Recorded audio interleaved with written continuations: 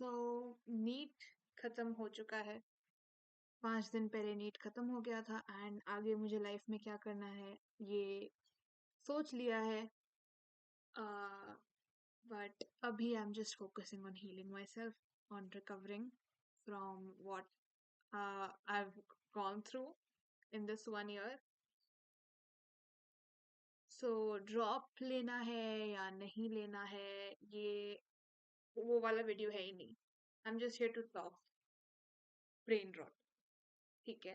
Because I don't know, I like yapping and I can yap here although कोई देखता नहीं है। um so मेरे टीचर्स, मतलब सबको मुझ पे बहुत ज्यादा भरोसा था, ठीक है? जब मैं नीट देने जा रही थी, सारे टीचर्स को, एलन के टीचर्स को specially, everybody like agreed on the fact that I was a good student, क्योंकि मेरे उनके टेस्ट में अच्छे नंबर आते थे या मेरे मार्क्स में हमेशा ही अच्छे आते थे। मतलब पता नहीं क्या हुआ नीट में, जज्बात बदल गए, सब बदल गया, मूड ही खराब हो गया। एनीवेज, नीट में जो हुआ सो हुआ। मैंने अपने कुछ चीजें शुरू की नीट के बाद। I started working on my second book, fourth book. I have started like working on 2 of my own organizations। उसका काम चल रहा है, so it's all very exciting। um I'm very excited to do this, but I'm also very tired to do this. So I have just taken a few days off to rejuvenate and to feel alive again. And आज मैंने पूरा दिन बस आराम ही किया। आज मैंने पूरे दिन कुछ पढ़ाई नहीं की और मेरे को बिल्कुल बुरा नहीं लग रहा है इस बात का। पहले मुझे बहुत बुरा लगता था, मैं अगर 15 मिनट के ब्रेक में अगर 10-15 मिनट और एक्स्ट्रा लगा देती तो मुझे बहुत गिल्टी फील होता था, बहुत बुरा लगता था। पर अब मेरे को बिल्कुल भी ऐसा नहीं लग रहा है। अब मैं बिल्कुल भी, मुझे गिल्ट फील नहीं हो रहा कि मुझे, मतलब मैं इतनी देर तक क्यों आराम कर रही हूँ। कल इनफैक्ट मैं बाहर भी जा रही हूँ मम्मी के साथ। लाइक देखो, इंसान के ना काम करने की एक सीमा होती है, वो मैंने कर लिया। मैंने बहुत पढ़ाई की तो मैं गिल्ट किस बात का मानूं जब मुझे पता है कि मैं मेहनत कर सकती हूँ जब मैं करने पर आती हूँ। पर अभी मुझे नहीं करनी। अभी आई वांट रिलैक्स। सीयूईटी है, वो देंगे, अच्छी यूनिवर्सिटी मिलेगी, वो बात की बात है। पर अभी आई am just focusing on the present. मेरे हाथ में ये है। कट ऑफ मैच होगी या नहीं, आई डोंट नो। शायद, आई डोंट थिंक होगी। एंड ऐसे में 2 केसेस बनते हैं, 3 केसेस बनता है एक्चुअली। इधर I go for a private medical college और I pursue MBBS, like, you know, from a foreign medical college, or I change my paths and pursue something completely different yet equally interesting and high paying। तीनों options की बातें हो चुकी हैं, हमने तीनों रास्ते देख लिए हैं। बट जब तक सीयूईटी और नीट का रिजल्ट नहीं आता है और जब तक मैं डुओलिंगो इंग्लिश टेस्ट देकर अपनी इंग्लिश प्रोफिशिएंसी का एक स्कोर नहीं रख लेती हूँ, I can't determine anything. And ये अकेले मेरे साथ नहीं हो रहा है, अभी देश का पूरा यूथ इसी गर्त में है। किसी को समझ ही नहीं आ रहा आगे करना क्या है, तो they are relaxing, they are chilling. Let's join the crowd. सब कुछ ना कुछ बहुत अच्छा करेंगे आगे जाकर और सब बहुत बढ़िया करेंगे, ये तो पता है। अभी बस डर लग रहा है और ये डर लगता है, it's fine. If I pursue something else, तो पीएचडी के बाद नाम के आगे डॉक्टर लग जाएगा, पर डॉक्टर तो लग जाएगा। डॉक्टर तो लग जाएगा, मैं सिर्फ सुहानी श्रीवास्तव के नाम से तो नहीं मरूंगी, ये तो पक्की बात है। एनीवेज, मेरा दिमाग इतना थक गया। मेरा ना माइंड फक सा थोड़ा हो गया बिकॉज मैंने थोड़ी मूवी चलाई थी। मैं वाज लाइक चलो थोड़ी देखते हैं प्राइम पर, ठीक है? मम्मी मम्मी के साथ मैं देखने बैठी थी। हम 2 बार देखने बैठे, दोनों टाइम पे इतना कलेश हुआ नीट के चक्कर में, हम देख ही नहीं पाए। फिर मम्मी के काम से बाहर गई, मैं घर पे थी, मैंने प्राइम पे कोई मूवी चलाई और वो मूवी मैं देख रही थी। फिर मैंने इंस्टा चलाने लग गई, मैं रील स्क्रॉल किए जा रही हूँ और वो मूवी अपने साइड पे चले जा रही है। और ये करते करते कब 2 घंटे हो गए मुझे पता ही नहीं चला। Am I bed rotting? Yes. Do I feel bad about it? No, not anymore. It's fine. I deserve bed rotting at this point. और नीट के लिए इतना स्ट्रेस हो रहा था, मैं खाए जा रही हूँ 5 दिनों से। मतलब मेरा मुंह बंद ही नहीं हो रहा है जब से नीट खत्म हुआ है। इतना मैंने जीवन में खाया नहीं है जितना मैं इन 5 दिनों में मैंने खाया है। बर्गर, पिज्जा, कबाब, noodles, chewing gums, chips, Maggi, cold drinks, you name it, I eaten it. Pasta, सब खा लिया मैंने, कुछ नहीं बचा है। और मुझे बिल्कुल भी बुरा लग रहा, because I need something to like stuff my feelings down, right? So food is my little something. Anyways, I have come up with an idea कि मैं इस यूट्यूब चैनल पर अपने थोड़े जो पूरी नीट जर्नी में जो भी एनेक्डोट्स रहे, फनी स्टोरीज, वो सारी शेयर करूंगी।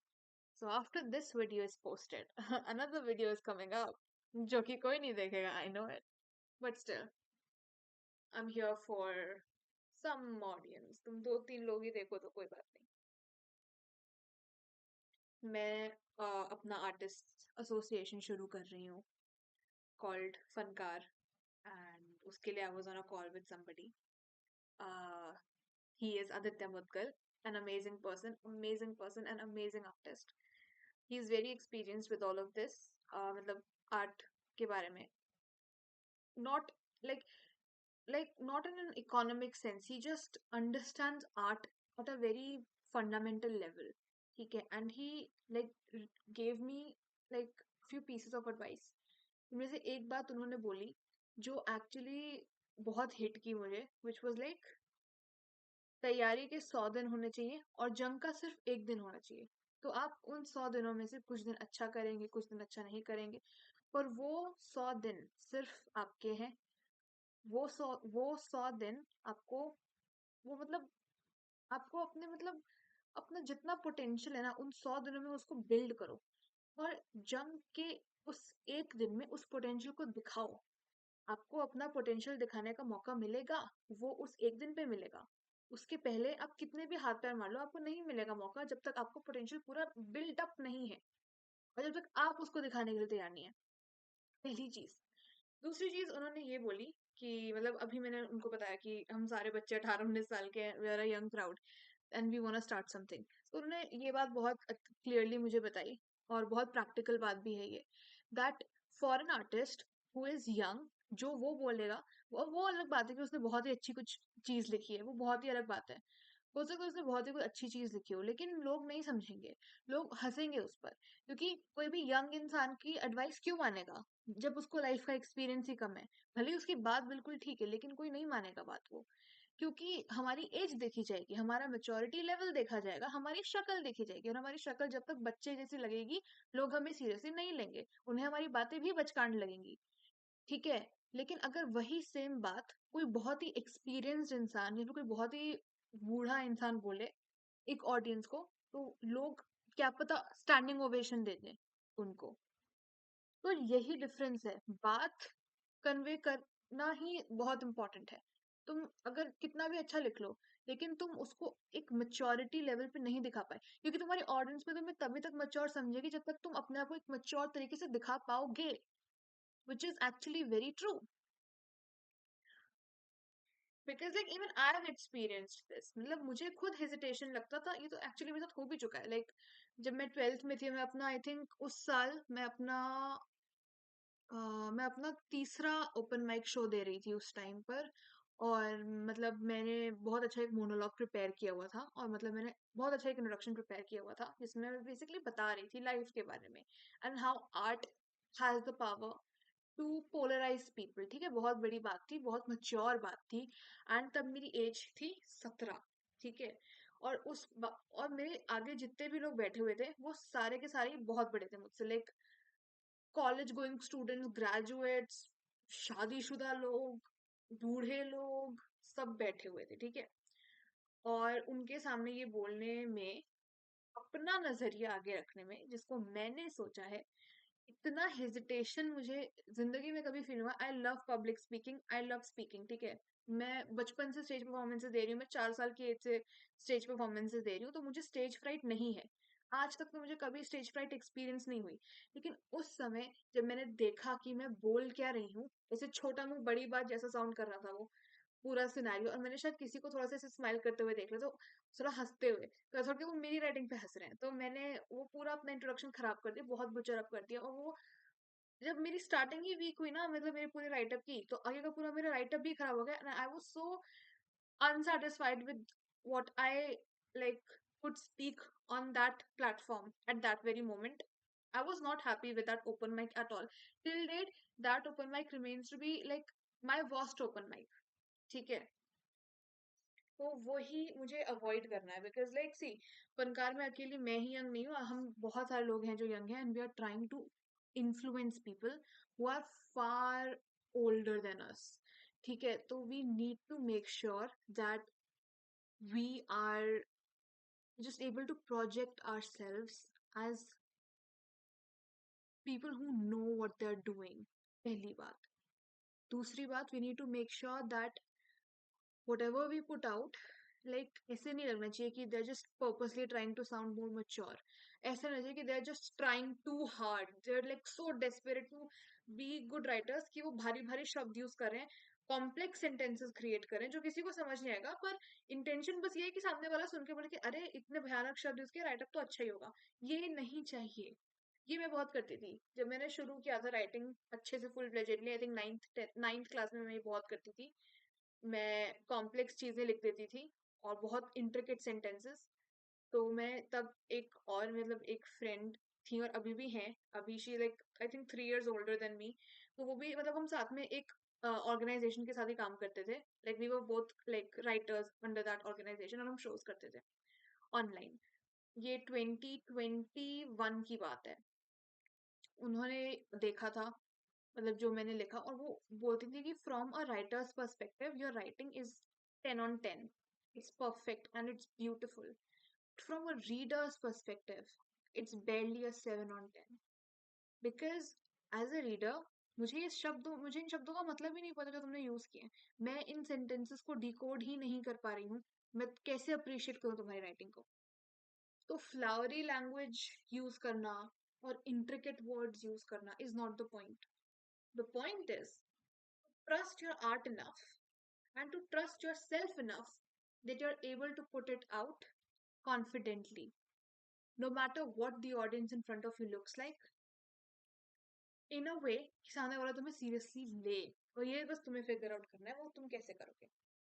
दो निष्कर्ष निकले उस कॉल के।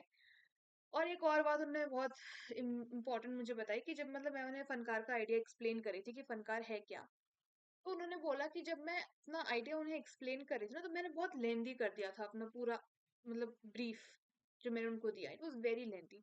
और मतलब मैं डेस्परेट साउंड कर रही थी कि मुझे फनकार में ये करना है, फनकार में वो करना है। तो उन्होंने वो मतलब पूरी कॉल में बहुत शांति से मुझसे बात कर रहे थे, आराम आराम से धीरे धीरे बोल बोल कर, मैं बहुत फास्ट बोल रही थी। उन्होंने ये बोला कि जब आगे किसी को रिक्रूट करना, make sure that you like explaining your idea in a very concise way with selected words, because तुम अगर कम शब्दों में अपने आइडिया को अच्छे से एक्सप्लेन कर पाओगे ना, तो सामने वाले को खुद ही मन करेगा कि वो तुम्हारे साथ आकर काम करे, बिकॉज उनको ये लगेगा कि यू ट्रस्ट योरसेल्फ इनफ कि तुम्हें ज्यादा मतलब गहराई में जाकर उसको अपनी बात को एक्सप्लेन नहीं करना पड़ा है। तुम्हें पता है कि तुम्हारा आइडिया अच्छा है, तुम्हें उस आइडिया पे भरोसा है, इसलिए तुम उसको कम शब्दों में एक्सप्लेन कर रही हो और सामने वाले को ये अच्छा लगेगा। सो 3 निष्कर्ष निकले उस कॉल के, और अब मैं ये अपनी टीम के साथ डिस्कस करूंगी, and hopefully by the end of this year फनकार becomes something. So yeah, this was the call that I had with Aditya Mutkal, and this is the video, and इसके बाद I'm putting up the stories from my NEET coaching or my NEET days.